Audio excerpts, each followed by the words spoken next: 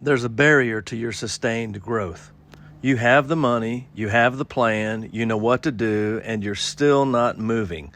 Not because the plan is wrong, and not because you don't understand the strategy, and not even because the money's not there. You're stuck because of something psychological that most men in a rebuild never address directly, and therefore they never overcome it.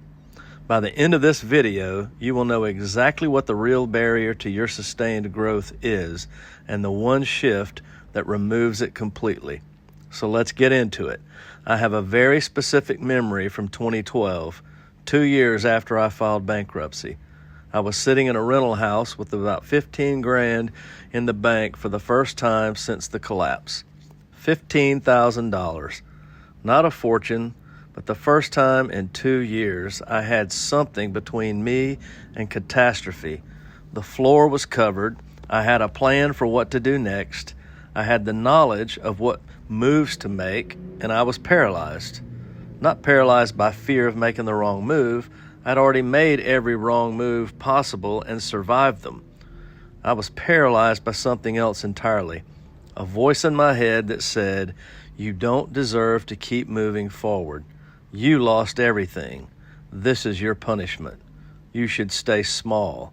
You should stay safe. You should not reach for anything bigger because bigger is what got you destroyed in the first place." The barrier to sustained growth is not external. It's the voice that says you do not deserve it. I did not understand that voice at the time. I thought the barrier was still financial. I thought if I just had more money, made more money, built more cushion, I would feel permission to move.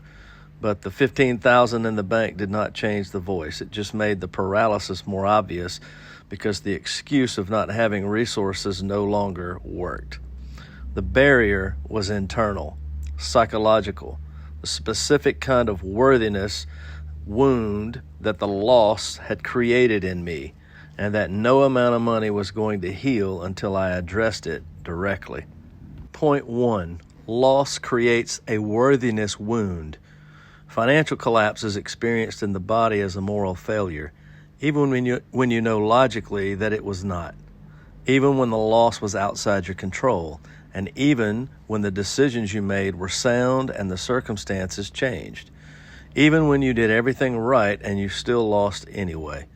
The experience of losing everything creates a narrative in your mind that says, you are not capable. You are not worthy of the good thing you had. You do not deserve to have it again. That narrative is so persistent and so present in the background of every financial decision that most men do not even recognize that it's there. They just feel it as a general sense that they should play it small, that they should not reach, that the bigger is dangerous because bigger is what got them destroyed. The loss teaches you that you are not safe having good things. So unconsciously, you stop reaching for them. That's not laziness. That's not lack of motivation. This is a psychological defense mechanism that your mind has created to protect you from going through that experience again.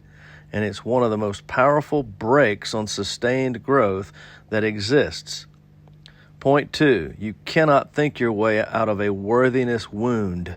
A lot of men in a rebuild try to solve this with positive thinking, with affirmations, with motivation, with logic. You just tell yourself, I have the money now. That's a bunch of BS. You think, I have a plan. I should be moving forward, and then you do not move forward. And then you feel worse about yourself for not moving forward, and the cycle just keeps deepening and deepening. The reason is that the worthiness wound is not at the level of logic. It's at the level of identity. It is the unconscious belief about who you are, not the conscious knowledge of what you should do. And you cannot think your way out of an identity level belief. You can only experience your way out. Point 3, the shift happens through small actions that prove the narrative wrong. Here's how the worthiness wound begins to heal, not through understanding it better, but through proving it wrong repeatedly with small, deliberate actions. In 2012, when I had the 15 grand in the bank, The breakthrough did not come from therapy or deep reflection. It came from taking actions that felt slightly risky, even though they were very small. Investing $500 in a business idea instead of letting it sit in the savings account, or hiring a contractor instead of doing everything myself, or spending money on a tool that would make the work faster instead of grinding it out the hard way. Each time I took a small risk and it did not result in catastrophe, something shifted. The narrative, "you cannot be trusted with good things," that narrative began to crack. Not because I thought it away, but because I proved it wrong through action. Small actions that work prove the worthiness wound is lying to you. That is how you reprogram the identity. Point 4, you have to give yourself permission before you earn it. The wait until perfect mentality is seductive because it feels responsible. You'll move forward once you have more money, or once you have the perfect plan, once you've learned more, once you're absolutely certain. But permission never comes from outside. It comes from inside. And you have to give it to yourself before you've earned it, which is counterintuitive as hell, but it's the only way the cycle breaks. You have to tell yourself, I'm allowed to reach for the next thing even though I'm afraid, even though I've failed before. Even though this does not feel safe, I am allowed to move forward because staying small is also a choice, and it is not serving me well. This is not positive thinking. That is taking back agency. That is saying, I get to decide what I deserve, not the voice from the loss inside of my head. Point 5, sustained growth requires you to become friends with discomfort. The men who move through a rebuild fastest are not the ones who figure out the perfect formula that feels safe. They're the ones who become comfortable with being uncomfortable, who take actions that feel risky, who build things that might not work, who spend money they've been hoarding, who reach for more even though more is what got them destroyed in the first place. This is not reckless. It is calibrated risk-taking from a position of intentionality rather than desperation.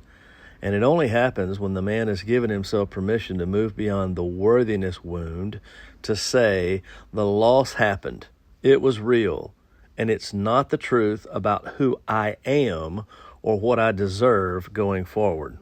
Here is what I want you to understand about the barrier to sustained growth in your rebuild. It is not the money. It's not the plan. It's not the knowledge. It's the voice in your head that says you do not deserve it. And that voice only gets quieter when you prove it wrong through action over and over again, not when you think about it longer or understand it better. So give yourself permission today to take one small risk, to spend money on something that might work, to reach for something that feels slightly uncomfortable.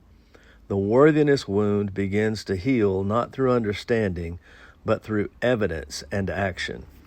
If you want a step-by-step system, instead of trying to figure all this out on your own, I put together a free 30-day rebuild plan that doesn't cost you anything, and it's specifically for men like us who are in this situation. It's 4 weeks long, it's got one clear direction, and the link is in the bio. Next Monday, we're wrapping up June and starting July with a completely new mindset, framework for the next phase of your rebuild. The expansion phase. We're talking about what it means to scale after you've built the foundation. That one's going to drop on Monday, and if you don't want to miss it, hit the subscribe button now. This channel posts every Monday and Thursday specifically for men who are rebuilding after losing everything. And if that's you, you belong here as a part of our tribe of warriors. And if you found this helpful, please share it with another man who needs to hear it. A friend, a family member, a coworker, someone you know who's going through this right now. Let's rebuild our lives together. That's wealth mode.